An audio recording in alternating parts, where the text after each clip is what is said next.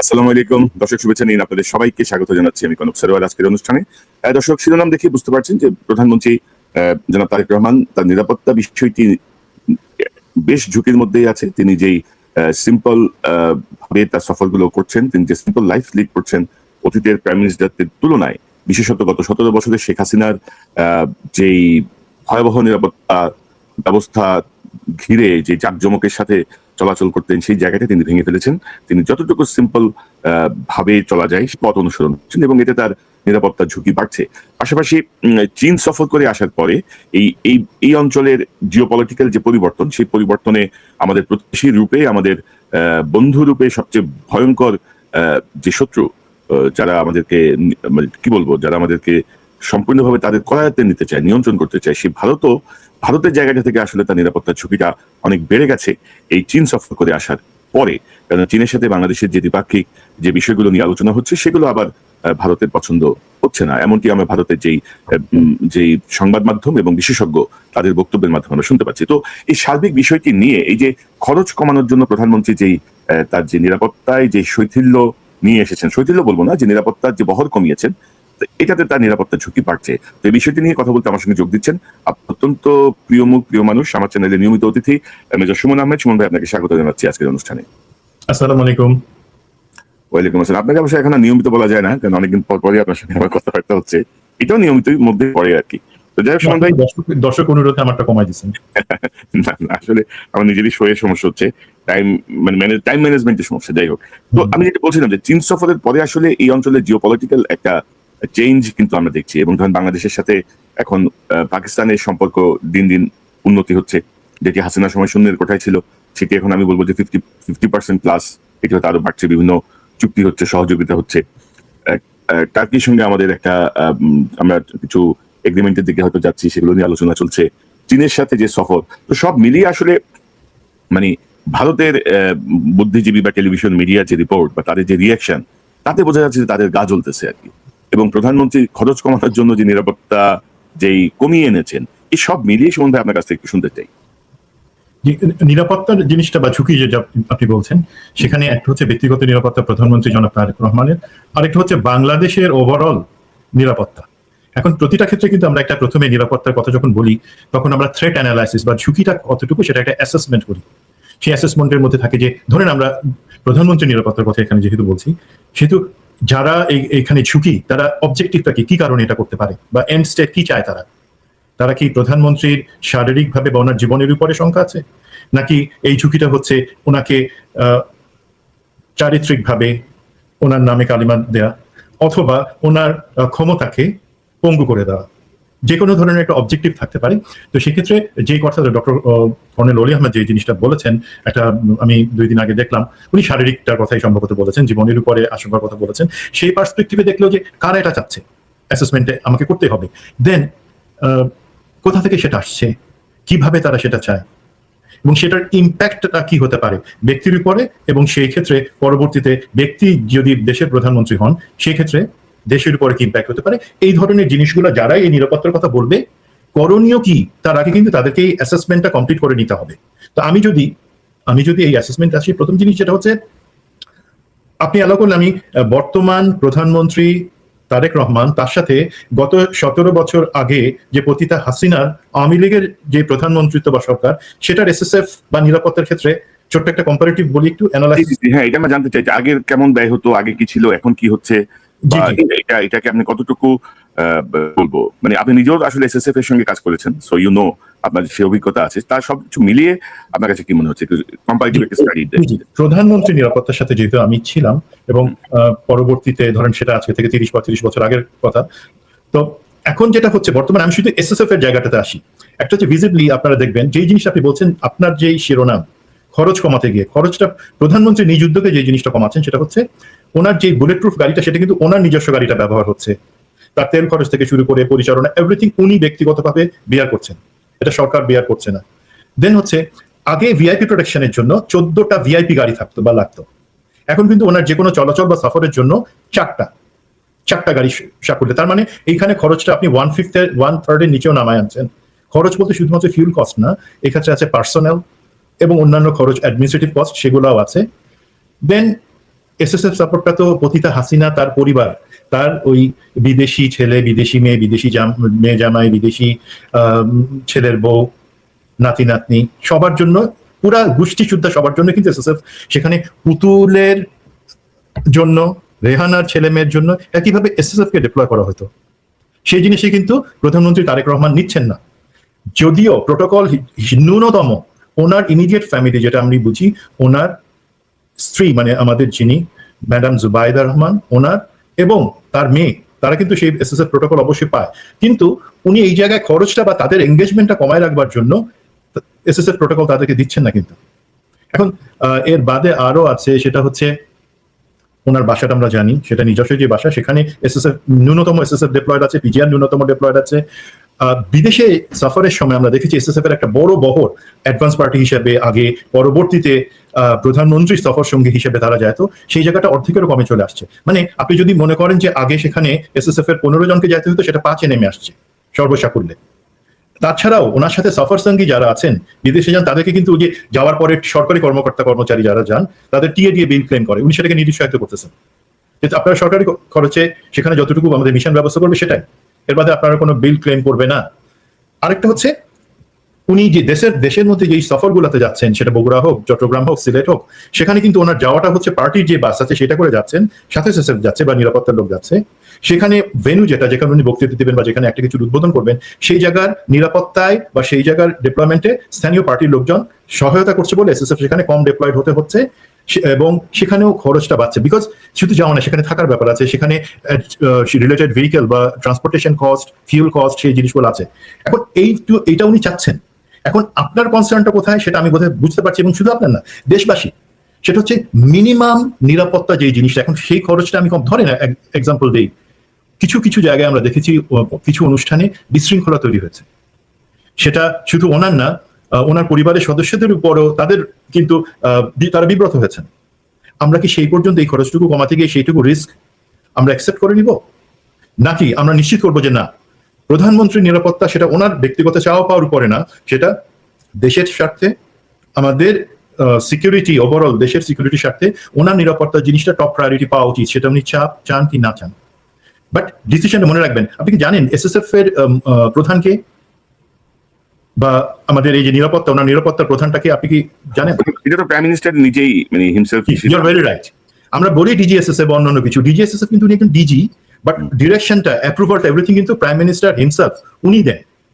সুতরাং এই জায়গায় আমরা চাবো, আশা করবো যে নিরাপত্তা, যেটা প্রাতিষ্ঠানিক নিরাপত্তা আমরা বলি, সেটা যাতে বজায় থাকে। এখন আপনি এখানে চায়নার জিনিসটা আনছেন, হ্যাঁ। সো আমি যেটা মনে করি, যদি একটা কনভেনশনাল থ্রেট থাকে বা নিরাপত্তার ঝুঁকি থাকে, সেটা মোকাবেলা করার জন্য আলহামদুলিল্লাহ আমাদের এসএসএফ পিজিআর যারা আছে, তারা হাইলি ট্রেইনড, হাইলি স্কিলড, এবং প্রফেশনাল দিক থেকে তারা কিন্তু টানা 72 ঘন্টা কাজ করতে পারে নিরাপত্তার জন্য, এবং সেইটুকু ট্রেনিং তাদের আছে। এখানে ওভারঅল অ্যাটায়ার বা বাহ্যিক দিক থেকে যতটুকু কমে আসুক না কেন, নিরাপত্তার দিক থেকে তারা কোনো ঢিলামি করবেন না, এবং সেটা মানে বর্তমানে এই বাহিনীগুলোর যারা প্রধান আছেন তাদেরকেও আমি জানি, সদস্য যারা আছে সেইটুকু তারা সেনাবাহিনী থেকে আসা সদস্য না। কিন্তু সুমন ভাই, ধরেন আমি আমাদের নিরাপত্তায় যারা আছেন এসএসএফ বা পিজিআর, তাদের যোগ্যতা বা তাদের দক্ষতা নিয়ে আমার মনে কোনো প্রশ্ন নেই, মানে দে আর হাইলি কোয়ালিফাইড, বা ধরেন তারা সেই জাতীয়, সেই লেভেলের সাহসী। কিন্তু আপনি যদি হাসিনা রেজিমটা যদি আপনি এনালাইসিস করেন, আপনি দেখবেন যে হাসিনা তার শেষ 3 বছরে মিনিমাম মানে ভারতের সাথে এত মানে কি বলবো, এত খাতিরের পরেও সে কিন্তু একটা থ্রেট অনুভব করছে। এবং হাসিনা কিন্তু লাস্ট 3 বছরে ম্যাক্সিমাম উদ্বোধন কিন্তু অফিস থেকেই করছে, অনলাইনে, ডিজিটালি ওপেন করছে, ডিজিটালি বক্তব্য দিচ্ছে, ডিজিটালি সবকিছু করছে।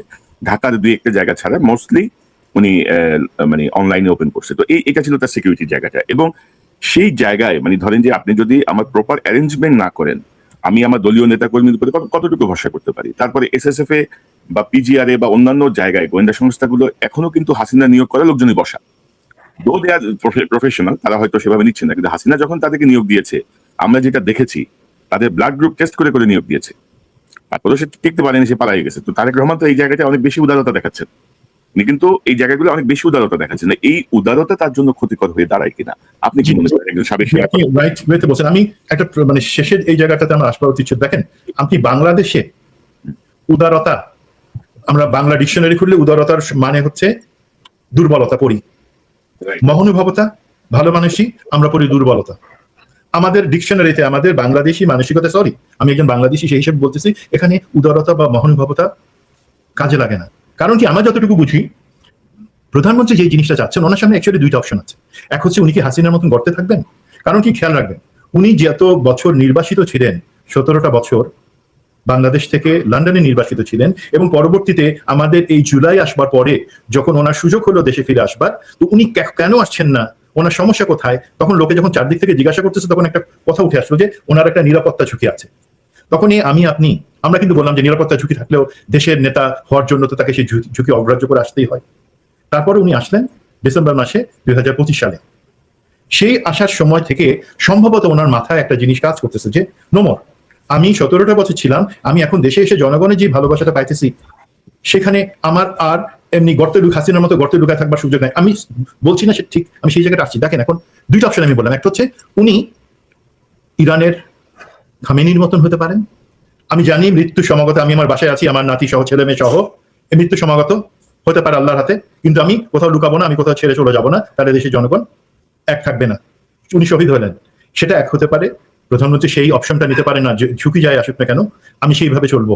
এখন মাননীয় প্রধানমন্ত্রী, আপনার ফিলিং এর উপরে সম্মান রেখে আমি আপনাকে বলছি, এটা আরব না, এটা ইরান না, এটা বাংলাদেশ। এবং এই বাংলাদেশে আপনার ক্ষতিটা কিন্তু অ্যাকচুয়ালি বাংলাদেশের জনগণ করবে না। সবসময় যে জিনিসটা আমাদের যত ক্ষতি আসছে, আমাদের যেই রাজনৈতিক যে হত্যাকাণ্ডগুলো হয়েছে, সরকার প্রধান, দেশের প্রধান যখন নিহত হয়েছেন, সেখানে আমরা সবসময় কিন্তু ভারতের হাতটা দেখতে পাইছি, এবং সেই ভারতের দালালরা আমাদের এখানে আছে। এখন এইখানে একটা জিনিস একটু আনতেই হয়, যেটা হচ্ছে একটু গুপ্তর কথা আমি বলি। এখন আওয়ামী লীগের পতিতা হাসিনা, সে একটা ইন্টারভিউ দিয়েছে, আপনি জিনিসটা দেখতে পাচ্ছেন, সেখানে সে বলছে যে ডিসেম্বরে আসছে। কিছু লোক আমাকে বলবে আওয়ামী লীগকে তাহলে ফেরত আসছে কিনা, তারা আমাকে জিজ্ঞাসা করছে সকাল থেকে। বাট আমি তাদেরকে বলছি, আওয়ামী লীগ ফেরত আসার কথা আসে কেন? আওয়ামী লীগ তো দেশের ভিতরে আছে, পালায় গেছে। আওয়ামী লীগের শেখের পরিবার তারা পালায় গেছে বাইরে, এবং কিছু নেতা তারা পালায় গেছে। এখন তা বলে কি আওয়ামী লীগের কাজ বন্ধ হয়ে আছে? তাদের যেই লোকজন যারা আওয়ামী লীগ সংগঠনটার প্রতি তাদের আনুগত্য, নিষিদ্ধ আওয়ামী লীগ, সেটা হচ্ছে ধরেন শাওনের মতো, আনিস আলমগীর, জয় মামুনের মতন, আব্দুল নূর তুষারের মতন, দেন শাহেদ আলম, তাদের মতন লোকজন, তারা কিন্তু নবনীতারা আছে। এরা দেখবেন কি একটা ভারতের মিডিয়া থেকে একটা জিনিস ছাড়ে, নিরাপত্তা বা অন্যান্য জিনিস নিয়ে, বা আমাদের সমালোচনা একটা করে, সেটার পরপরই এই কজন যাদের কথা আমরা বললাম, তাদের সাথে আবার রিসেন্টলি বাংলাদেশের আরো কিছু বুদ্ধি পরজীবী যুক্ত হয়েছে, তারা সেটা নিয়েই আবার একটা ধোয়া তুলে। তার মানে অ্যাকচুয়ালি নিষিদ্ধ আওয়ামী লীগটাকে, সেই সংগঠনটাকে টিকায় রাখছে কিন্তু দেশের ভিতরে এই বুদ্ধি পরজীবী লোকজন, তারা তাদের বিভিন্ন বক্তব্য বা কিছু দিয়ে মাঝে মাঝে উস্কায়। আর ধরেন এই যে লোকজন, তারা কিন্তু চেহারায় সাংবাদিক বা কাজে সাংবাদিক বা সুশীল বা শিল্পী, তাদেরকে আমরা সেইভাবে দেখি না। এবং আওয়ামী লীগের একটা বড় অংশ, নিষিদ্ধ এই দলটার, তারা কিন্তু আস্তে আস্তে এইভাবে বিএনপির ভিতরে ঢুকে গেছে। ইভেন প্রধানমন্ত্রী তারেক রহমানের আশপাশে কিছু কিছু লোক ঢুকে গেছে, বা তার আস্থার জায়গায় ঢুকে গেছে। এরাই কিন্তু গুপ্ত। তার মানে তারা অঙ্গ হিসাবে আওয়ামী লীগের গুপ্তাঙ্গ, তারা বিএনপির ভিতরে ঢুকে গেছে। সেটা এখন আমি টের কি পাচ্ছি যে তারা আমার ভিতরে ঢুকে গেছে। রিস্ক অ্যাকচুয়ালি আপনি যেটা বলছেন, নিরাপত্তার ঝুঁকি, কারণ তারা নাচে কোথা থেকে? ভারতের কথায় নাচে। তারা ওই পাশ থেকে যে ঐশী বাণী আসে আমাদের পশ্চিম দিকে ভারত থেকে, সেই মতন তারা সেই আওয়াজ তুলে। তাদেরকে সতর্ক থাকতে হবে, কিন্তু এই সতর্কতার জন্য এটা কিন্তু কনভেনশনাল না। আর বিশেষ করে আপনি একটা চীনের কথা বলছেন, আপনি বলে নেন, তারপর আমি সেই চীনের আমি অ্যাড করি আপনার সাথে। ধরেন এই যে আওয়ামী লীগ এখন সফট পাওয়ার দিয়ে ইন করতে চাচ্ছে, সফট পাওয়ার মানে মিডিয়া, শিল্পী, সাহিত্যিক, সুশীল সমাজ, এদেরকে ইউজ করে আওয়ামী লীগ একটা ন্যারেটিভস দাঁড় করিয়ে তাদের পক্ষে জনমত তৈরি করার চেষ্টা করছে। এবং আপনি যদি বলছেন যে প্রধানমন্ত্রীর আশেপাশে কিছু লোকজন অনেকে গুপ্তের ভূমিকায়, আপনি যদি দেখেন যে আনিস আলমগীরকে ডেকে প্রধানমন্ত্রীর সঙ্গে লাঞ্চ করানোর, বা আব্দুল নূর তুষারকে প্রধানমন্ত্রীর সঙ্গে ডেকে লাঞ্চ করানো, তাদেরকে এক ধরনের বৈধতা দেয়, তাদেরকে এক ধরনের একসেপ্টেবিলিটি দেয়, মানে গভর্নমেন্টের সাথে বা প্রাইম মিনিস্টারের সাথে। এবং তারা সেখান থেকে বের হয়ে কিন্তু যে কথাগুলো বলছে, এগুলো কিন্তু অন্যরকম ভাবে বিষয়গুলো কিন্তু মানুষের মাথায় ঢুকে।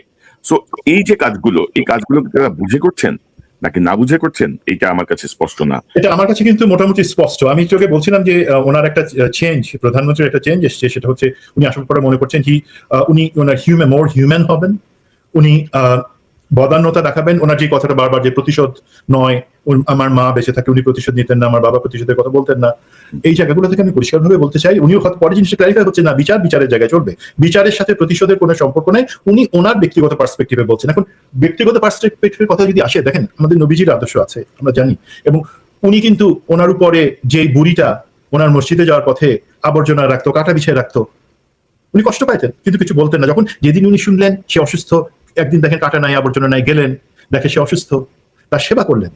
এবং সেই তারপর ওনার এই ধরনের আরো অনেক ঘটনা আছে যে ক্ষেত্রে উনি ওনাকে যারা ব্যক্তিগতভাবে তাইফের ঘটনা মনে করেন, অন্য সব জায়গায় ব্যক্তিগতভাবে ওনাকে কষ্ট দিয়েছে, উনি কিন্তু তাদের উপরে দয়া দেখাই, তাদেরকে ক্ষমা করে তাদেরকে বরং উনি সেবা করেছেন, যেটার কারণে তখন তারা কিন্তু কনভার্ট হয়ে গেছে, তারা ইসলাম গ্রহণ করেছে। তো সেটা কিন্তু একটা হয়তো আমাদের প্রধানমন্ত্রী সেই আলোকে জিনিসগুলো চিন্তা করছেন, এটা শুননা। বাট এগেইন ইভেন আপনি মক্কা বিজয়ের পর যদি ব্যক্তিগত, মক্কা বিজয়ের পরে যে সাধারণ ক্ষমা ঘোষণা মক্কাবাসীর প্রতি, সেটা কিন্তু ব্যক্তিগত না, সেটা কিন্তু ওভারঅল। এখন এই সব জায়গায় যদি আসি, অবশ্যই এটা একটা ভালো কাজ, বাট একই আমরা কিন্তু আরবে সেই জায়গায় নাই। 1 নাম্বার আমরা বাংলাদেশে আছি। 2 নাম্বার ধরেন যদি এই নবীর এই সুন্নাতটা পালন করবার পরে সেটা ভালো, আমরা প্রমাণ নবী যাকে ক্ষমা করে দিয়েছেন সে ইসলাম নিয়েছে, সে ভালো হয়ে গেছে, সে স্বীকার করছে যে সে এতদিন খারাপ কাজ করছে। আপনি যে আওয়ামী লীগের যেই সমস্ত কৃতদাসদের এই শাওন থেকে শুরু করে রোকেয়া প্রাচী থেকে শুরু করে যারা অ্যাকচুয়ালি আপনারা বলেন যে আওয়ামী লীগ আসবে কবে, আওয়ামী লীগ তো তারা ক্যারি করতেছে, রোকেয়া প্রাচীরা, শাওনরা, এই মিডিয়াতে যারা আছে, সাংবাদিক নামে অপসাংবাদিক যারা আছে, তাদের কয়জন বলেন এখন বলছে যে এই 17 বছর হাসিনা যে কাজগুলো করছে সেগুলো গুমখুন করছে, আমাদেরকে সম্পূর্ণভাবে দাস হিসেবে রাখছে, আমাদেরকে ভারতের কাছে বিক্রি করে দিছে, সেটা অন্যায় ছিল, ভুল ছিল। এই আনিস আলমগীর, তুষার, এরা কি বলছে? এরা বলে নাই, বরঞ্চ এরা এখন কি বলছে? এরা এখন জুলাইয়ের হত্যাকে নর্মালাইজ করার চেষ্টা করতেছে, বলার চেষ্টা করতেছে যে হাসিনা তো ভালো মানুষ, মানুষের উপর দোয়া ছিল, মাত্র 1,500-2 হাজার মেরে, আর বেশি মারে না, নাইলে ইচ্ছে করে 1.5 লাখ মারত।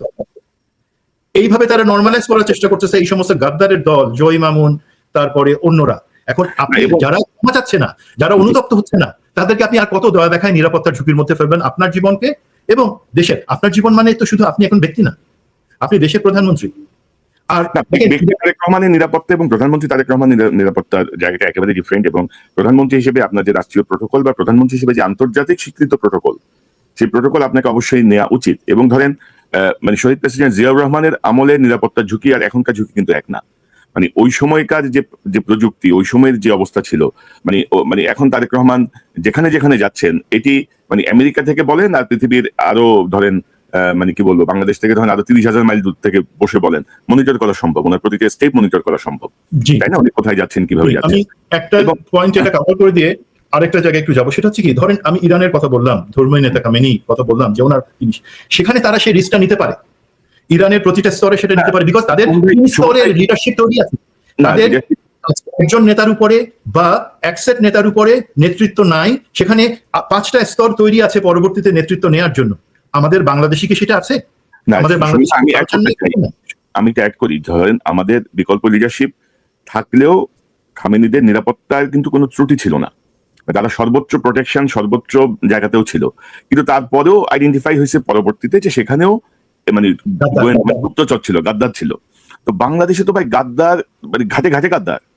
বাংলাদেশে আমরা যে রয়ের কথা বলি, র তো ভাই ভিতরের লোকজনই মানে আলাদা করে এসে তাদের খোঁজ নিতে হয় না, এরাই খবর দেয় যে ভাই এই হচ্ছে বা ওই হচ্ছে, বিনিময়ে তারা হয়তো কিছু চায় বা কোনো সুবিধা চায় বা কোনো টাকা চায়। তো সেই জায়গাটায় ধরেন এতটা শৈথিল্য দেখানো কি ঠিক হচ্ছে কিনা। পাশাপাশি একজন সেনা কর্মকর্তা আমাকে কদিন আগে বলছিলেন যে নর্মালি প্রাইম মিনিস্টার বহরে আমরা একই রকমের 2-3টা গাড়ি রাখি, মানে একই রকমের ফ্ল্যাগ লাগানো, একই রকমের যেন আইডেন্টিফাই করতে না পারে। তো সেখানে প্রাইম মিনিস্টার সফর করতেছেন বড় একটা বাসে। বর্তমান যে বাস্তবতা, আমাদের এই বাংলাদেশ অঞ্চলে যে নিরাপত্তা পরিস্থিতি বা আমাদের যে সিকিউরিটি থ্রেট, সেখানে একটা বাসে ভ্রমণ করাটা সাশ্রয়ী, কিন্তু এটা কতটুকু নিরাপদ, এই প্রশ্নটা কিন্তু আসছে। পাশাপাশি ধরেন এসএসএফ মানে প্রাইম মিনিস্টার নিজে এখন গাড়ি ড্রাইভ করতেছে। নর্মালি কিন্তু এসএসএফ এর একজন মেজর পদমর্যাদার কর্মকর্তা কিন্তু প্রধানমন্ত্রী বা রাষ্ট্রপতির গাড়ি ড্রাইভ করেন এবং তিনি অলওয়েজ কানেক্টেড থাকেন এসএসএফ এর মেইন বেজের সাথে, তাই না?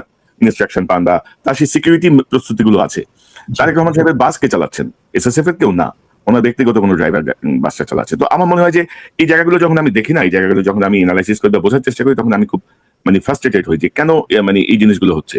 কারণ ওনার নিরাপত্তার জন্য এমন কোনো ব্যয় কিন্তু হচ্ছে না এই রাষ্ট্রের।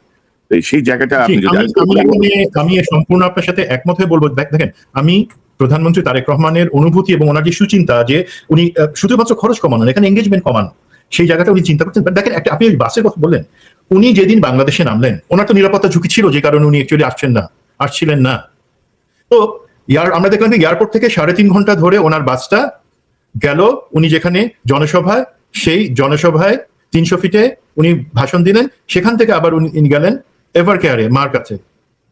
এখন নিরাপত্তা ঝুঁকি কোনটা কম হতো আপনি আমাকে বলেন, এবং লোকজনের ইনভলভমেন্ট কোথায় কম হতো? আপনি এয়ারপোর্ট থেকে সরাসরি জনসভার জায়গায় যদি হেলিকপ্টারে করে প্রোটেক্টেড অবস্থায় নিয়ে আসতেন এবং সেখান থেকে হেলিকপ্টারে করে আপনি ওনাকে এভার কেয়ারে হেলিপ্যাড তৈরি ছিল সেখানে নিয়ে যেতেন। সুতরাং আমি বাস ব্যবহার করলে বা কর্মীদের হাতে জিনিসগুলো ছেড়ে দিলে যে নিরাপত্তা খরচ কমবে, এই খরচের হয়তো কমছে বা নিরাপত্তার ঝুঁকিটা বেড়ে যাচ্ছে।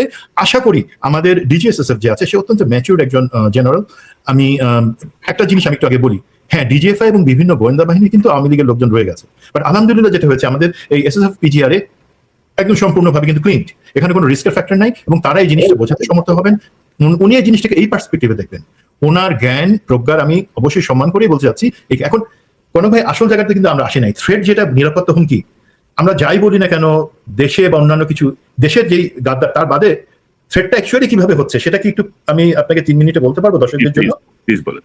অ্যাকচুয়ালি আমি যেভাবে থ্রেটটা বা নিরাপত্তার হুমকির অ্যাসেসমেন্টে যে একটা অ্যাপ্রোচ দেখতে পাচ্ছি উইচ ইজ মোর লাইকলি, সেটা হচ্ছে কি, দেখেন কিছু কিছু ঘটনা আমাদের কাছে আপাতত বিচ্ছিন্ন মনে হচ্ছে, বাট একই সাথে কিন্তু ঘটছে। ধরেন ভারত পুশিনের চেষ্টা করলো, এখনো করে যাচ্ছে সীমান্তে। আমাদের সীমান্তে কিছু সংঘর্ষ, কিছু হত্যা হয়েছে ভারতের মাধ্যমে, যদিও বিডিআর প্রথমবারের মতন একটাকে গুলি করছে। দেন সেখানে পশ্চিমবঙ্গে, ভারতের পশ্চিমবঙ্গে একটা র্যাডিক্যাল উগ্রবাদী, উগ্র হিন্দুত্ববাদী একটা সরকার এসছে। দেখেন আমি কিন্তু যেই স্কুলে এবং কলেজে, আপনি একই কলেজে পড়ছেন, সেখানে কিন্তু মুসলমান আইডেন্টিটি ছিল না। সেখানে আমি যদি 30 জন যদি মুসলিম থাকে, 30 জন হিন্দু আছে, 30 জন খ্রিস্টান আছে, আমরা এই পরিবেশে, এবং আমার বন্ধুদের বেশিরভাগই বাংলাদেশি, যারা সবাই কিন্তু হিন্দু ধর্ম হিসেবে না, বাট হিন্দুত্ববাদ ইজ টোটালি ডিফারেন্ট। সেখানে সেই তারপর আসামে সেখানে একটা উগ্রবাদী সরকার, এই চেঞ্জটা আসছে। একই সাথে আপনি দেখেন আওয়ামী লীগ কিন্তু তাদের সভাপতিকে বাংলাদেশে পাঠাইছে, আমরা কিন্তু চোখে দেখতে পাইতেছি না। আমাদের বর্তমানে ভারতের যে রাষ্ট্রদূত বাংলাদেশে আছেন, একজন রাজনৈতিক কমপ্লিটলি পলিটিক্যাল একজন লোক, যেটা আগে কখনোই হয় নাই, উনি কিন্তু আমাদের দেশে ভারতের রাষ্ট্রদূত হিসেবে দায়িত্ব নিয়েছেন। দায়িত্ব নেওয়ার আগে আমরা জিনিসটা নিয়ে আলাপ করতেছিলাম, আমি আপনার সাথেও আলাপ করছি, যে সে আসাটা কিন্তু ইজ এ সিগন্যাল যে আওয়ামী লীগের আর হাসিনার দরকার নাই দেশে। এই যেই লোক, সেই কিন্তু সমস্ত ডাইরেক্টিভস বা অন্যান্য জিনিসপত্র করবে, ডিফ্যাক্টো সভাপতির দায়িত্ব সেই কিন্তু পালন করবে। তো সে আসলো এবং এসে কিছু কমেন্ট করলো। আর আমাদেরও এই চাটুকার মির্জাফর কিছু সাংবাদিক আছে যারা দেশের মান মর্যাদা সমস্ত খেয়ে বসে কিছু প্রশ্ন করে নিজেদেরকে ছোট করার চেষ্টা করলো। এবং সম্প্রতি প্রধানমন্ত্রীর চীন সফরের পরে আমরা দেখতে পাচ্ছি মিডিয়াতে, ভারতের বিভিন্ন মিডিয়া যেগুলোতে চটকদার খবর দেখায় বা সেগুলোর কোনো আসলে অথেন্টিসিটি খুবই কম, সেগুলোতে বাংলাদেশ বিরোধী প্রচারণা, বাংলাদেশ কেন এই শিবিরে যাচ্ছে, তাহলে বাংলাদেশের উপরে যুক্তরাষ্ট্রের কি খড়গ নেমে আসবে, এটসেট্রা এটসেট্রা, অনেক কিছু বলার তারা চেষ্টা করছে। তো এই যখন জিনিসগুলো হচ্ছে, একই সময় আমাদের যে সুশীল কুকুরগুলো আছে, তারা আমাদের এই শাওন, তারপরে জয় মামুন, তারা ডেইলি স্টারের গিয়ে সেখানে তারা আলোচনা করছে, জুলাইকে প্রশ্নবিদ্ধ করার চেষ্টা করছে, সেই জিনিসগুলো করছে। তার মানে দেখেন এর বাদে সব থেকে ইম্পর্টেন্ট যে জিনিসটা, আমাদের উত্তরবঙ্গে তারা কিছু মূর্তি নির্মাণ করছিল আগে থেকেই, এবং সেটা এখন ঢাকঢোল পিটায় যে এত উঁচু এত বড় মূর্তি তারা করতেছে, সেটা প্রচার করলো। যদিও সেটা কাজ আপাতত টেকনিক্যাল কারণেই সেটা কাজ বন্ধ আছে। সেই জিনিসগুলো করছে তারা। মাঝে মাঝে আবার রংপুর চিটাগং কেটে নিবে তারা, তাদের এত শক্তি আছে, এই সমস্ত জিনিস বলছে। তো এটা কি মিলিটারি একটা থ্রেট? মনে হতে পারে না। আসলে অ্যাকচুয়ালি এই যে প্রেশারগুলো তারা বিভিন্ন জায়গা থেকে দিচ্ছে, দিয়ে তারা একটা জিনিস চায় কি, আমাদের ওই রংপুর এলাকায় বা আশপাশে সিলেট চিটাগংয়ে আমাদের লোকজন পাবলিক বিক্ষুব্ধ হয়ে কিছু ধর্মীয়, যেটাকে আমরা বলি কাজ, মানে কিছু হিন্দু ঘর বাড়ি পোড়ানোর বা অন্যান্য কিছু তাদেরকে লাঞ্ছিত সেটা করবে, সেই মন্দির বা মূর্তির কাজ ভাঙার চেষ্টা করবে, তারা সেই উস্কানিটা দিচ্ছে। এখন দেখতেছে সেটাও লাভ হবে না, তাহলে থ্রেটটা কি? আমি যতটুকু চিনি আওয়ামী লীগ এবং ভারতের চরিত্র এক। তারা নিজে থেকে যেমন বাস পোড়ায় মানুষ মেরে সেটা বিএনপির উপর এতদিন দায় দিছে, জামাতের উপরে দায় দিছে, সেই একইভাবে তারা এখন চেষ্টা করবে কি, ওই সমস্ত জায়গায় আমাদের হিন্দু ধর্মের যে ভাই বা অন্যান্য আছে তাদের উপরে কিছু আক্রমণ করবে, ঘর বাড়ি পুড়াই দিয়ে একটা আওয়াজ তুলবে যে বাংলাদেশে তো এই শুরু হয়ে গেল, কমিউনাল রাইট শুরু হয়ে গেল, সুতরাং আমাদের এখন একটা দায়িত্ব আছে কি, বাংলাদেশ দখল করবে। অসম্ভব জিনিস, আলহামদুলিল্লাহ সেটা কোনোদিন তারা পারবে না, সেই জায়গায় আমি যাবই না। দেন বাট সরকারকে একটা আন্তর্জাতিকভাবে এবং বাইল্যাটারালি দিল্লি ঢাকা সম্পর্কে একটা চাপ রাখা, যে দেখো তোমরা পারতেছো না, তোমাদের সরকার, যেটা আমি বলছিলাম যে প্রধানমন্ত্রী এবং জনাব তারেক রহমান প্রধানমন্ত্রী হিসেবে ব্যক্তিগতভাবে ওনার উপরে সেটা শুধু জীবনের উপরে না, ওনাকে ব্যর্থ হিসেবে প্রমাণ করার, ওনাকে একজন হাসিনার মতন দুঃশাসক হিসেবে প্রমাণ করাটাও কিন্তু একটা অবজেক্টিভ, সেটা হচ্ছে আমাদের পার্শ্ববর্তী দেশ ইন্ডিয়া। সেই ক্ষেত্রে তারা এখন এই জিনিসটা খেলবে, এবং আমার অনুরোধ থাকবে আমরা কোনো উস্কানিতে পা দিব না। দেখেন আলহামদুলিল্লাহ আমাদের বিডিআর, আপনারা যেটাকে বিজিবি বলেন আমি বলি না, সেই বিডিআর কিন্তু সীমান্তে গত কয়েকটা এঙ্গেজমেন্টে খুব ভালোভাবে কিন্তু ভারতকে জবাব দিছে, সমস্ত পুশিং ঠেকায় দিছে। বিডিআর এর সেখানে প্রতিটা জায়গায় তারা দিনরাত পরিশ্রম করে কাজ করতেছে। এখন সেইটুকু জায়গায় সেখানে কি আমাদের কোনো একটা ঘটনা কিন্তু ঘটছিল সেখানে, যে আমাদের কিছু লোকজন গ্রামবাসী সীমান্তবর্তী এলাকার রাগের চোটে তো ওইখানকার কিছু শস্য উঠায় নিয়ে আসছিল, পরে বিডিআর এর অনুরোধে সেগুলো আবার ফেরত তারা দেয়। আমরা কেন ওদের মতন ব্যবহার করব?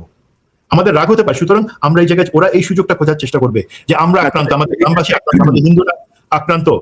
এই সুতরাং একটা লিমিটেড স্কেল কিছু সার্জিক্যাল অপারেশন করতে হবে, করে বাংলাদেশকে একটা শিক্ষা দিতে হবে। ওরা সেটা চিন্তা করতেও পারে, যদিও সেটা চিন্তা করার ওদের জন্য দুর্ভাগ্যের ব্যাপার হবে, বাট আমরা সেই সুযোগ তাদেরকে দিব না, আমরা উস্কানিতে পা রাখবো না।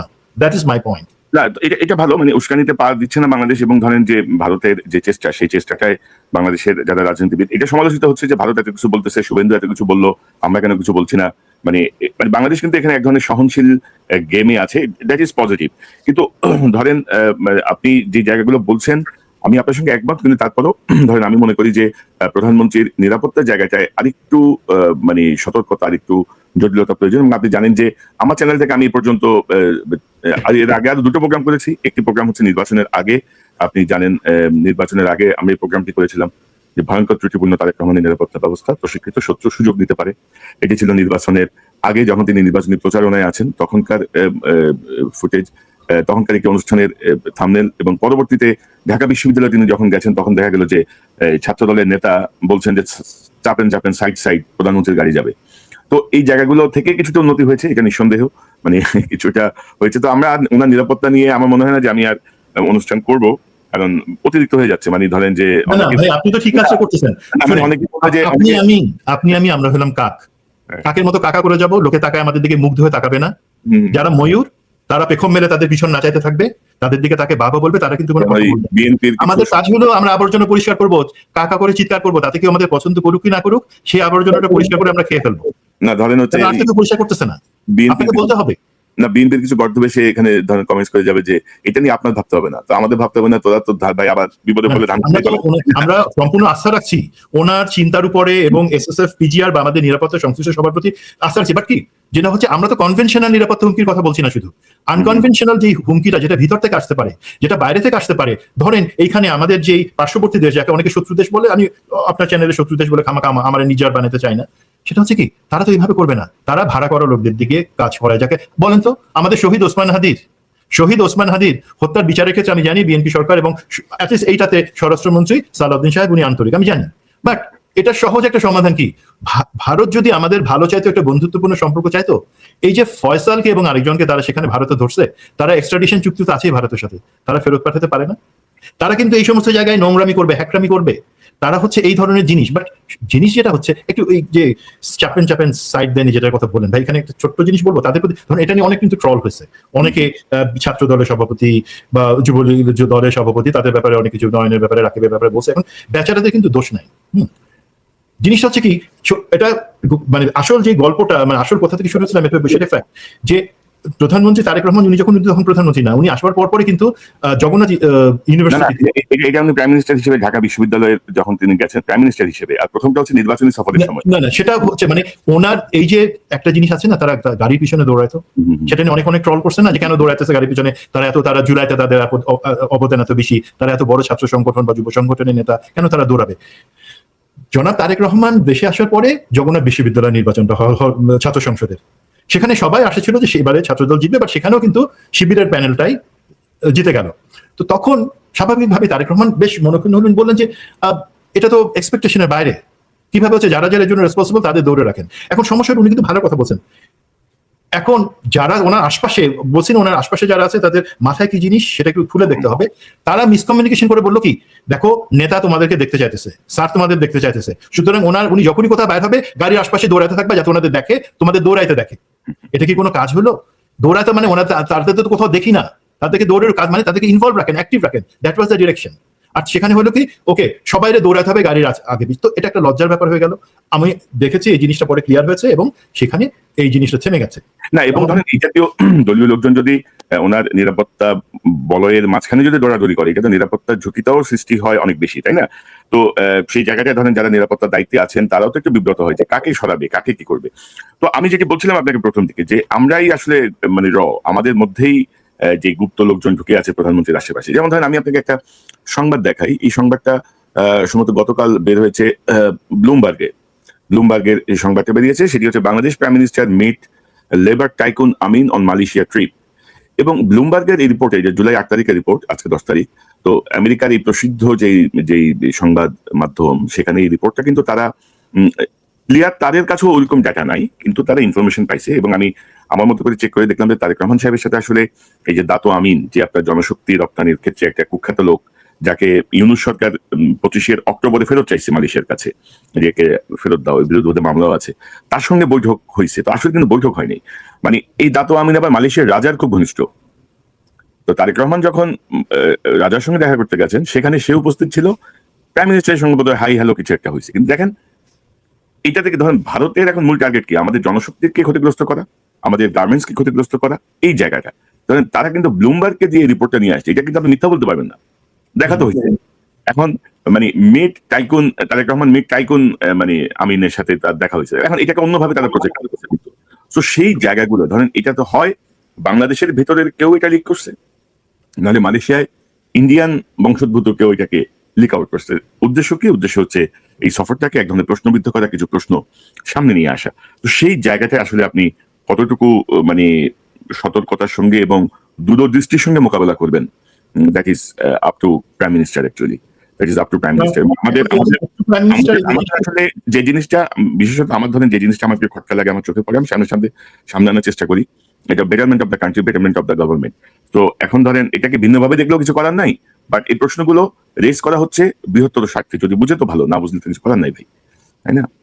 এটা আপনি বলেছেন, এটা অবশ্যই প্রধানমন্ত্রীর বিবেচনা জিনিস। এখন অ্যাকচুয়ালি ওনাকে যারা উপদেশ বা অন্যান্য জায়গায় গাইড করে, আমরা যদি বলি উপদেশটা, এক্ষেত্রে কিন্তু পিনাকিদা রিসেন্টলি একটা ওনার একটা অনুষ্ঠানে জিনিসটা আলাপ করছেন যে দেখেন উপদেষ্টা হিসেবে যারা অ্যাকচুয়ালি আছেন, আমি তাদের শ্রদ্ধা রাখতে চাই, বাট তাদেরকে মনে রাখতে হবে, এবং এটা কিন্তু সংবিধানের সাথে সাংঘর্ষিক।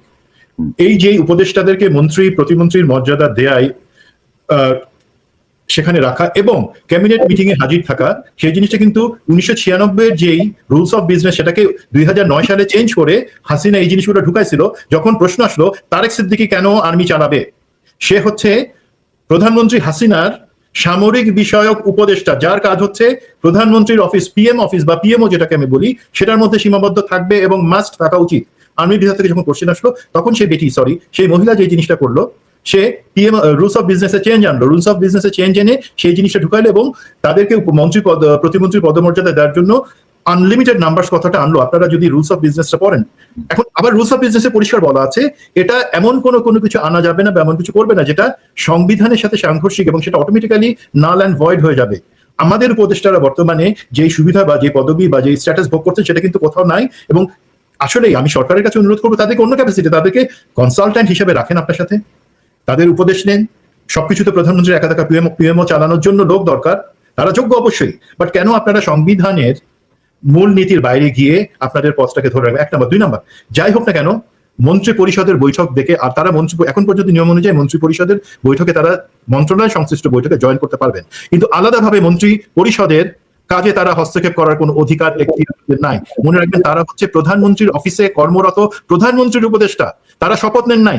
তাদের ধরেন তাদের পদমর্যাদা থাকতে পারে, কিন্তু তারা রাষ্ট্রীয় পলিসি কোনো মেটারে তারা বক্তব্য রাখতে পারবে। এখন আপনি দেখেন ডক্টর জাহেদ, আমি একটা সিম্পল এক্সাম্পল, আপনার অনুষ্ঠানে প্রতিমন্ত্রী মীর শাহ আলম আসছিলেন 2 দিন আগে। উনি এসে ওনার যে কথা, ওনার ব্যাপারে অনেক অভিযোগ আছে, আমি সেই সব যাবো না, উনি ভালো কি খারাপ, ওনার কথাটা কি, ওনার পুরো অনুষ্ঠানটাতে যতক্ষণ কথা বলছে সাবমিসিভ, অ্যাজ ইফ উনি কোনো কিছুতে ডিসিশন মেকার না। উনি বিএনপির একজন কর্মী বলেছেন, এবং উনি বলেছেন আমাদের সিনিয়র মন্ত্রীরা এবং প্রধানমন্ত্রী বিবেচনা করে কাজগুলো করবেন। উনি একবারও বলার চেষ্টা করেন নাই। আপনি 2বার বলছেন আপনি তো মহাক্ষমতাশালী মন্ত্রী, উনি সেটা শুনেন না, উনি বলছেন না আমার কোনো কিছুই নাই, আমি আমার কাজ করে যাচ্ছি। তার বিপরীতে আপনি উপদেষ্টা ডক্টর জাহিদেরটা দেখেন, অনেকে তাকে কষা জাহিদ বলে, আমি সেটা বলবো না, এটা একজন উপদেষ্টার প্রতি অসম্মান হয়ে যায়, কষা জাহিদ আমি বলবো। তো এখন উনি অনুষ্ঠান যেখানে যান সেখানে বলেন উনি আমি এই 3টা পলিসি প্রধানমন্ত্রীকে বলছি এক্সিকিউট করবার জন্য, আমি অ্যানালাইসিস করে বলছি। এই যে গুপ্ত গুপ্ত একটা কথা শুরু করা, সেটা বলে প্রধানমন্ত্রীকে অনেক নিচে নামায় নিয়ে আসা, এবং বিএনপি, জামাত এবং অন্যান্য দেশের ভারত এবং আওয়ামী বিরোধী যারা আছে সবাইকেই মধ্যে সন্দেহের জিনিস ঢুকায় দেওয়া, সেটাকে জন্ম কোথা থেকে? এক হচ্ছে এই যে বিরিয়ানি আলম, আপনারা যাকে বলেন, আমি তো বিরিয়ানি আলম বলবো না, আমি বলবো শাহেদ আলম, সাংবাদিক শাহেদ আলম, এবং এই ডক্টর জাহিদ উপদেষ্টা, তারা কিন্তু এই প্রধানমন্ত্রীর থেকে এই জিনিসটা ওনাকে এই বিষটুকু ঢেলে দিয়ে তার ওনার মুখ থেকে এটা বলাইছেন, এবং প্রতি কথায় কথায় তারা বলেন যে ওনাকে দিয়ে আমরা এই পলিসি করব। ভাই, পলিসি করার আপনি কে? পলিসি করবে সংসদ, পলিসি করবে মন্ত্রিসভা। সেখানে কোনো কিছু আছে কিনা টেকনিক্যাল জিনিস প্রধানমন্ত্রীর অফিসে বসে আপনারা সেটা দেখবেন। আপনাদের পা কিভাবে সচিবালয়ে পড়ে, কোন এখতিয়ারে পড়ে আপনাদের পা, কোন এখতিয়ারে আপনারা গোপনীয় ফাইল বা সিক্রেট ফাইলস, সেটা দেখবার জন্য মন্ত্রীদের এবং সচিবদেরকে বলেন। আপনাদের তো, আপনারা শপথ নেন নাই তো। একজন মিলিটারি অফিসার, আমি শপথ নিয়েছি, রাষ্ট্রের কাছে শপথ আমি পারি, আপনি পারেন না, আপনি শপথ নেন নাই। সুতরাং এই যে জিনিসগুলো হচ্ছে ওনার ইনার সার্কেল, সেই জায়গায় আপনি যদি আমাকে বলেন যে 3টা এই যে নিরাপত্তা ঝুঁকি কমানোর জন্য 3টা আমি সাজেশন মেক করবো, প্রধানমন্ত্রী তারেক রহমানের উপর সম্পূর্ণ সম্মান রেখে 3টা, প্রথম জিনিস ওনার ইনার সার্কেল, বিশেষ করে উপদেষ্টা যাদেরকে নিয়েছেন তাদেরকে বদলাইতে হবে বা তাদের উপর নজর রাখতে হবে। একটা গল্প আছে সিলেটি, একটা গল্প আছে লন্ডন থেকে নিয়ে আসে, আমি ওই জায়গায় যাচ্ছি না, আপনি বদলান। যারা তাদের ফেসবুকে প্রতিনিয়ত পোস্ট দেয়, আমি প্রধানমন্ত্রীর এই করতেছি, আমি প্রধানমন্ত্রীর সাথে এই ছবি করতেছি, সাথে সাথে তাদেরকে বের করে দেন। আপনার নিরাপত্তার ঝুঁকি হচ্ছে সেই লোকটা যেই ছবি বাইরে আসবার কথা না, যেখানে একজন মহিলাকে আপনার বিমানে নিয়ে এসে তাকে দিয়ে সেলফি তোলায়, সেটা বাজারে ছাড়া, সেটা কথা না, সেটা নিরাপত্তার ঝুঁকি, সম্মানের ঝুঁকি। এই সমস্ত কাজে যারা জড়িত সরাসরি তাদেরকে বাদ দেন। 2 নম্বর জিনিস হচ্ছে আপনি একজন জাতীয় নিরাপত্তা উপদেষ্টা নিয়োগ দেন। ডক্টর খলিল প্রফেসর ইউনূসের আমলে বা অন্তর্বর্তী সরকারের সময় নিরাপত্তা উপদেষ্টা ছিলেন, উনি এখন পররাষ্ট্রমন্ত্রী, সেই পদটা খালি আছে। এখন জাতীয় নিরাপত্তা উপদেষ্টা এই কারণে দরকার যে সেটা শুধু সামরিক, আমাদের তো একজন সামরিক উপদেষ্টা আছে, সামরিক, যিনি সামরিক বাহিনী সংশ্লিষ্ট জিনিসগুলো দেখেন, ব্রিগেডিয়ার জেনারেল অবসরপ্রাপ্ত ডক্টর শামস, উনি যোগ্য, কোনো সন্দেহ নাই, বাট ওনার কাছে সামরিক জিনিস, নিরাপত্তা শুধুমাত্র সামরিক জিনিস না। আমি অনেকের কাছে বলেছি, আমি রিচ করেছি, আমি শুধু জনাব তারেক রহমানের কাছে একটা রিকোয়েস্ট রাখবো, মাননীয় প্রধানমন্ত্রী, আমি একজনের নাম বলবো, সে যোগ্য কি না যোগ্য না সেটা আপনি বিবেচনা করে নেবেন, এবং বাংলাদেশে ইউরোপিয়ান ইউনিয়নভুক্ত যত রাষ্ট্রদূত আছে, USA, China, even India, Pakistan, সেই সমস্ত দেশের রাষ্ট্রদূতকে আপনি আপনার লোককে দিয়ে ফোন করে বলেন যে মেজর সুমনি একটা লোকের নাম বলছে, এ কেমন হবে? এই একটা লোককে দেখবেন সমস্ত আমাদের যে ডিপ্লোম্যাটিক কমিউনিটি, বিশেষ করে রোহিঙ্গা সমস্যা সমাধান এবং আমাদের বর্ডার ক্রাইসিস সমাধানের জন্য, একে সবাই পছন্দ করে এবং মনে করে উনি, ওনার মাথায় সেই বুদ্ধিটুকু আছে, আমার যদি সুযোগ হয় আমি কখনই সেই একটা নাম বলে দিব, ওনারাই যাচাই বাছাই করে তাকে সে যোগ্য কি যোগ্য না। বাট আমাদের একজন নিরাপত্তা উপদেষ্টা এবং নিরাপত্তা সেল, ন্যাশনাল সিকিউরিটি সেল, এই দুটা জরুরি দরকার, যে দুটা গত 6 বছরে সম্পূর্ণ ইনঅ্যাক্টিভ আছে, এবং এই 2 বছরে আমরা বলার পরেও উদ্যোগ নেওয়া হয়েছিল নিরাপত্তা সেল সেগুলো চালু করবার জন্য, সিকিউরিটি সেল, আবার সেটাকে সেই উদ্যোগ কি কারণে সেটা বেঁচে গেছে আমি জানি না। আর 3 নাম্বার বা লাস্ট যেটা হচ্ছে সাজেশন, ছোট মানুষ হিসেবে বলছি, যে কোনো পদ, সেটা মন্ত্রী, সচিব, রাষ্ট্রদূত অথবা বাহিনী প্রধান, সেই ক্ষেত্রে কারো সুপারিশের ভিত্তিতে, মানে সিস্টেম যে সুপারিশ করে তার বাদে অন্য কারো আত্মীয়তা, বন্ধুত্ব, অথবা সে পার্টির জন্য এত কন্ট্রিবিউট করে, সেই কারণে নিবেন না। দেখেন, একটা এক্সাম্পল দিই শুধু, আমাদের 3 জন সেনাপ্রধানকে নিয়োগ করেছিলেন বিএনপিরই লিডাররা। একটা জেনারেল জিয়া রহমান, উনি এক্সটেনশন অবস্থায় 2 বার এক্সটেনশন করায় এরশাদকে উনি সেনাপ্রধান রাখলেন। সেই এরশাদই কিন্তু যতটুকু ধারণা জেনারেল জিয়াকে হত্যায় ভারতের সাথে এবং হাসিনার সাথে মিলে কাজটা করেছে প্রেসিডেন্ট জিয়া রহমানকে হত্যায়। দেন জেনারেল নাসিম বেগম জিয়া করলেন, সেটাও কিন্তু সরাসরি না, সেটাও কিন্তু একটা সুপারিশের ভিত্তিতে হয়েছে। দেন জেনারেল মঈনুল আহমেদ, বিএনপির এই যে 3 জন, যে 3 জনকে বিএনপি সুপারিশের ভিত্তিতে যোগ্যতর লোক থাকবার পরেও সেনাপ্রধান বানালেন, তাদের হাতে বিএনপি কি হয়েছে? প্রতিবারই এরশাদের কু, দেন জেনারেল নাসিমের ব্যর্থ কু, যদিও এটার জন্য আমি জেনারেল নাসিমকে পুরোপুরি দায়ী করবো না, ভিতরে অনেক ঘটনা আছে। 3 হচ্ছে জেনারেল মঈনের 111, এগুলার সেনাপ্রধান কারা নিয়োগ করছিল? বিএনপি করছিল। সুতরাং কোন এই সেনা বাহিনী প্রধান নিয়োগের ক্ষেত্রে প্লিজ কোন সুপারিশ, কোনো ভালো লাগা, কোনো কিছু, আর বিশেষ করে এক্সটেনশনে আছে, তার মেয়াদ শেষ হয়ে যাওয়ার পর দয়া করে, অথবা তার যোগ্যতার বা তার কাজ ভালো পারে সেটা রাষ্ট্র বা বাহিনী সেই সুবিধা নেওয়ার জন্য তাকে আরো 6 মাস এক্সটেনশন দিয়ে রাখছে, সেই ধরনের কাউকে কখনোই প্লিজ নেবেন না। ওনারা এক্সটেনশন কেন নেয় সেটা বুঝবার মতন বুদ্ধি আপনার আছে, আমার থেকে আপনাদের বুদ্ধি অনেক বেশি। কেন এক্সটেনশন নেয়, কি সুবিধা পাওয়ার জন্য, কোথায় কোপ মারার জন্য, সেটা আপনারা জানবেন প্লিজ। যেই অফিসার, ভাই, আমাদের যোগ্যতর অফিসারের অভাব নাই, তো এক্সটেনশন দিয়ে তাদের পথ যুদ্ধ করার কোনো যৌক্তিক কোনো কারণ নাই। মানে এমন কোনো কি বলবো এটারে, মানে বেহেশতে ফল না যে আমাদের তা রাখতেই হবে। আর আরেকটা বিষয় আমি জানতে চাই, যে ধরেন প্রতিরক্ষা উপদেষ্টা ব্রিগেডিয়ার শামস, তার কি নিরাপত্তা সংক্রান্ত কোনো বিষয় আছে প্রধানমন্ত্রী? কিন্তু প্রধানমন্ত্রী সকল সফরে কিন্তু ওনাকে আমরা দেখছি মানে এসএসএফ এর সাথে। তো আমার তো মনে হয় যে তার আরো অনেক কাজ আছে কিন্তু, তাই না? না, এখন জিনিস যেটা হচ্ছে, এটা একটু ভালো প্রশ্ন করেছে, জিনিসটা একটু বোঝা দরকার। সেটা হচ্ছে সামরিক, উনি প্রধানমন্ত্রী সামরিক বিষয়ক উপদেষ্টা, সেই হিসাবে কিন্তু প্রধানমন্ত্রী নিরাপত্তা দেয়া বা প্রধানমন্ত্রীর সাথে যাওয়া ওনার কাজ না। ওনার কাজ হচ্ছে আমাদের আর্ম ফোর্সেস যেগুলো আছে বা সামরিক বাহিনীগুলো যেটা আছে সেটার ব্যাপারে প্রধানমন্ত্রীকে অ্যাডভাইস দিয়ে সাহায্য করা। উনি কেন যাচ্ছেন? উনি যাচ্ছেন কারণটা হচ্ছে ওনার তার আগে প্রধানমন্ত্রী নিরাপত্তা প্রধান হিসেবে যখন জেনারেল আকবর, ফজল আলী আকবর সেই জায়গাটা থেকে সরে এসে নিরাপত্তা জিনিসটা দেখা শুরু করলেন চেয়ারপারসনের, তখন ব্রিগেডিয়ার জেনারেল শামস উনি হেড অফ সিকিউরিটি হলেন।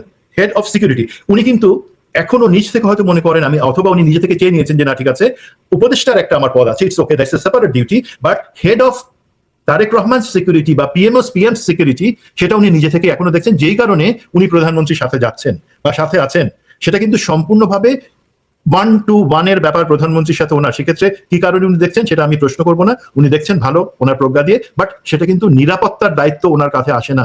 নিরাপত্তার ফিজিক্যাল সিকিউরিটি এসএসএফ, পিজিআর, আর রাষ্ট্রের নিরাপত্তা, বাংলাদেশ রাষ্ট্রের নিরাপত্তা যেটা অ্যাকচুয়ালি আমরা এখনো গঠন করতে পারি নাই, সেইটা একজন নিরাপত্তা উপদেষ্টা দেখবেন। এবং আমি যতটুকু খোঁজ খবর রাখি সুমন ভাই, যে এসএসএফ এর যারা প্রধান আছেন বা পিজিআর এর যারা প্রধান আছেন তারাই যথেষ্ট নিরাপত্তা দেখার জন্য, আমাকে বড় বড় সালেরা থাকলে তাদের কার্যক্রমে সমস্যা হয়, বুঝছেন তো। মানে আমি একটা কাজে যাই, যদি আমার সিনিয়র কোনো বাইরে দেখি, সিনিয়র কোনো সাংবাদিককে দেখি, আমি একটু হই না, আমি তখন ডিপেন্ড করি যে স্যার কি বলে বা স্যারের মতামত কি। তো এইসব এগুলো এক ধরনের সৃষ্টি করে আর কি, মানে নানা রকম পকেট সৃষ্টি করে। আমার মূল কাজে শামসের সাথে কথা বলেন, উনি না, এটা হচ্ছে আসবে জিনিসটা ক্লিয়ার করো ভাই। দেখেন কিছু জিনিস ফিসফাস চলে না, আমি এই প্রশ্নটা উল্লেখ করলাম কারণ এই প্রশ্নটা আমার কানে যেহেতু আসছে সেই জন্য আমি ওপেন উল্লেখ করলাম। ব্রিগেডিয়ার শামসের সঙ্গে আমার যোগাযোগ আছে থেকে আমি একটা আমন্ত্রণ জানাতে পারি, আমার তো যোগাযোগ হয়, আমি জানাতে পারি। আমার অনুষ্ঠানে একদম শেষ দিকে শেষ করছেন, মানে জাস্ট বিষয়টি সামনে আনা, আপনি অলরেডি এনেছেন যে গতকাল রয়টার্সের সাথে হাসিনা একটা ইন্টারভিউ দিয়েছে, এটা ব্লুমবার্গ চলে এসেছে, আমি রয়টার্স একটু যদি দেখাই আপনাকে। রয়টার্সের সাথে হাসিনা একটা ইন্টারভিউ দিয়েছে, সেই রয়টার্সের ইন্টারভিউতে হাসিনা বলছে যে Hasina plans December return with party colleagues to surrender. তো হাসিনা ধরেন গত 2 বছর ধরে এইসব হামকি তমকি করে যাচ্ছে, যে কোনো সময় ঢুকে যাবো, হ্যান করবো, ত্যান করবো, চলে আসবো, লাভ দিব, আমি কাছাকাছি আছি, চট করে ঢুকে যাবো, এগুলো আমরা অনেক দেখছি। তো আমার তো মনে হয় না যে হাসিনা সেই কনফিডেন্স আছে যে আমি দেশে যে আকাম করে গেছি এবং এখনো আমি যেভাবে হুমকি দিয়ে যাচ্ছি, হাত কাটিয়ে ফেলবো, পা কাটিয়ে ফেলবো, ফাঁসিতে ঝুলাবো রে, এই করবো রে, সেই করবো রে, তালিকা করে রাখো, তোমাদের হাত পা নাই। একজন যে বলতেছে কথা কম কাজ বেশি, একজন বললো না যে নেত্রী সব শেষ করে দিবো, হাসিনা বলছে কথা কম বলো, কাজে দেখতে চাই। তার মানে একটা প্রচন্ড ক্লিয়ারেন্স, মানে তুমি মারো, ধরো, কাটো, যা খুশি তা করো। তো সেই জায়গাতে আপনি কি মনে করেন যে আসলে মানে হাসিনার মানে এই আর ফিরে আসবে? মাঝখানে দেখলাম ইন্ডিয়ান এক সাংবাদিক বলছে যে হাসিনা দেশে যাইতে চায় কারণ তার বয়স তো 78-79, তো তার যদি ইন্ডিয়াতে মৃত্যু হয় বাংলাদেশ হয়তো তার লাশ গ্রহণ করবে না, তো সে বাংলাদেশের মাটিতে তার শেষ ইয়েটা চায়, নাহলে তার দলই তো থাকে না। বাংলাদেশের সে যদি দলের কথা চিন্তা করতো বা বাংলাদেশের মাটির কথা চিন্তা করতো, বাংলাদেশে তো কোনো রাষ্ট্রপ্রধান কখনো পালা যায়নি। আচ্ছা, না জাস্ট একটা জিনিস অ্যাড করি, হাসিনা তো নিজের ইচ্ছাতেই পালাইছে, এখন কিন্তু নাটক করতেছে যে আমি গোপালগঞ্জে গেছিলাম। হাসিনা কিন্তু একদম প্রপোজড, প্রি প্ল্যান্ড তাদের পালানো। ভাই ওখানে যে চুপ্পু বসা আছে, ওরে একটু ভালো করে পানি খাওয়াই দিয়ে জিজ্ঞাসা করলে সত্যি কথাগুলো বলে দিবে। এখন আমি যেটা বলতেছি, যদি তার ইচ্ছা থাকতো, ওই ধরনের তার দেশপ্রেম থাকতো, প্রথম কথা আমাদেরকে সে হত্যা করতো না, আমাদেরকে এই জুলমের মধ্যে রাখতো না। নেক্সট জিনিস হচ্ছে বাংলাদেশের মাটি তার কাছে কোনো প্রিয় কোনো জিনিস না, তার পরিবারের কাছেও না। সেজন্য তারা শুধুমাত্র 1 সপ্তাহ 2 সপ্তাহ ধরে তারা প্ল্যান করে কে কোথায় যাবে, কবে যাবে, তারা ভেগে গেছে। ভেগে যাওয়ার পরে দেন এখন ওইখানে কান্নাকাটি করতেছে, তাদের প্রচুর টাকা নিয়ে গেছে, সেই টাকা দিয়ে তারা থাকতে পারবে। তারা তো বিদেশে থেকে, তাদের সমস্ত পরিবার বা সব সম্পর্কগুলো তো বিদেশি। সুতরাং বাট ওই যে একবার রক্তের স্বাদ যে পেয়ে গেছে হাসিনা, তার তখন রক্ত নাকে, আমাদের রক্ত নাকে তার চলতেছে না। সেই রক্ত খাওয়ার জন্য আসবার কথা চিন্তা করতে পারে। ভাই লিটমাস টেস্ট করছেন আপনারা, ইয়েতে থাকতে, ল্যাবে করছেন, স্কুলে থাকতে, কলেজে থাকতে। এই যে সাউন্ডে দিয়ে কথা বলা হয়, এই যে আনিস আলমগীর, তুষার এদেরকে দিয়ে বেয়াদবের মতন কথা বলা হয়, এই যে চ্যানেল আই, একটা জিনিস একটু বলি না, আমার অনেক কষ্ট লাগে আমার কলিগদের উপরে। আমার কিছু এক্স কলিগ এবং আমার পরিচিত, তারা এখন 71 টিভি চ্যানেল আই এটি নিয়ে গিয়ে সাক্ষাৎকার দেয় চেহারাটা একটু দেখানোর জন্য। আমিও চেহারা দেখাতে চাই, আপনি সুযোগ দেন না, তাও 2-3 মাস পর এখন পাই। তারা প্রতিদিন চেহারা দেখার জন্য এই সমস্ত গাদ্দা, শাইখ সিরাজ, তারপরে এই চ্যানেল আই, এই সমস্ত প্রোগ্রামে গিয়ে তারা এখন সুন্দর সুন্দর কথা বলেন। এখন এই সমস্ত এরাই করতেছে কি, বা বাইরে নবনীতা, বাইরে থেকে এদেরকে দিয়ে কথা বলায়, শারমিন চৌধুরী, এরা বলে কি হাসিনা আসবে, একটা ভয় আমাদের মধ্যে দেখাতে চায়। হাসিনার ভয়টা আমাদের দেখাই। এখন এই লিটমাস টেস্ট প্রতিটা শেষমেশ শাওনকে দিয়ে চেষ্টা করছিল, জুলাইকে প্রশ্নবিদ্ধ করে দেখবার জন্য রিয়াকশনটা কি হয়। এখন দেখলো কি ভাই, ওরা জুলাইকে যতটা অবজ্ঞা করার চেষ্টা করবে, দেখেন সাথে সাথে কিন্তু শিবির, ছাত্রদল, জামাত, বিএনপি এক হয়ে গিয়ে এমন একটা স্ট্যান্ডে চলে গেছে, ওরা এখন কিন্তু ভয় পেয়ে গেছে যে তাই ভাই এইসব করে লাভ নাই, আমরা যত জুলাইকে অবজ্ঞা করার চেষ্টা করব তত বেশি মার খাবো। মার দেওয়া হয়েছে না, দেওয়া যে হবে না সেটার তো কোনো গ্যারান্টি নাই।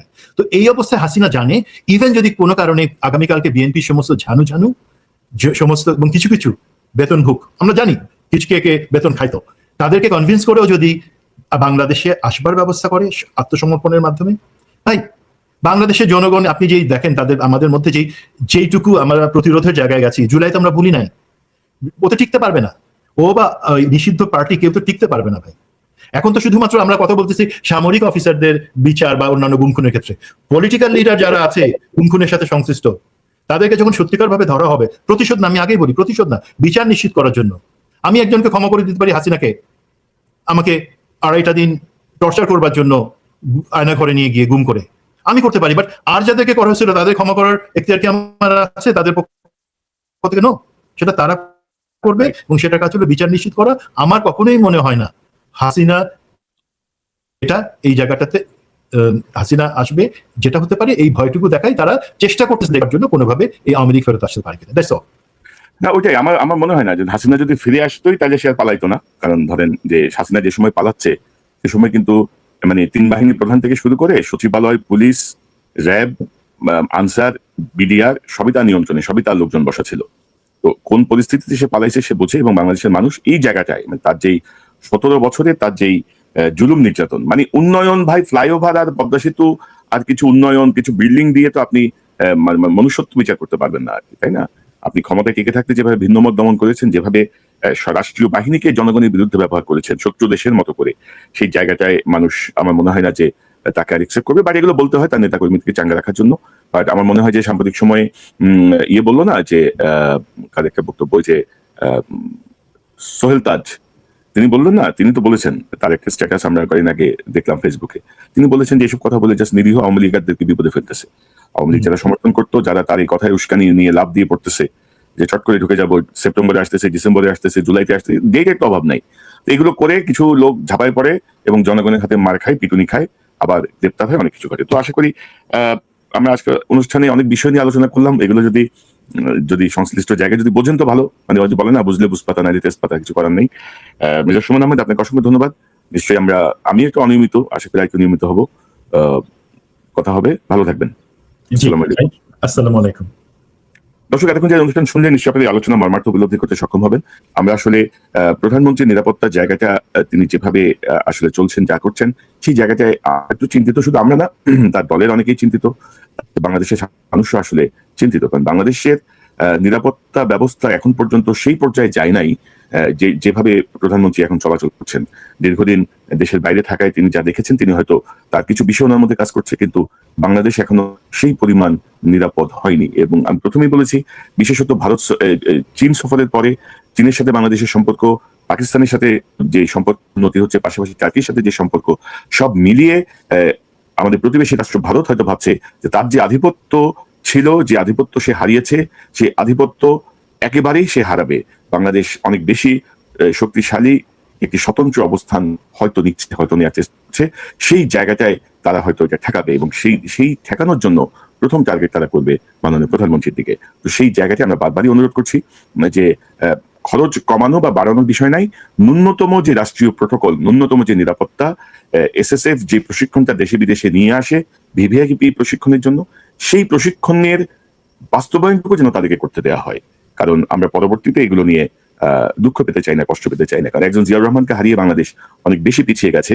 জিয়াউর রহমানের যে স্বল্পকালীন শাসন, সেই স্বল্পকালীন শাসনে বাংলাদেশ অনেক কিছুই বিশাল পরিবর্তনের একটা আভাস দেখেছিল, কিন্তু সেটি ব্যাহত হয়েছে।